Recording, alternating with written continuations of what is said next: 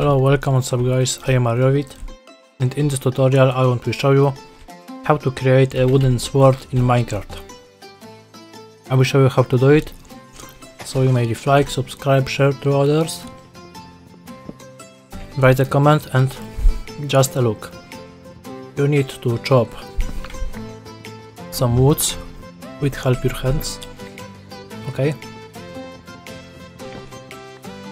Now you're creating a crafting table. This you put his on the ground, and now you must create it. Sticks, and later you put one stick and two woods, and you did it. You did create wooden sword in Minecraft. Okay, so that's all. In this tutorial I will invite you for my others tutorials for beginners. You may leave like, subscribe, share to others, write a comment, bye bye, see you next time, thanks.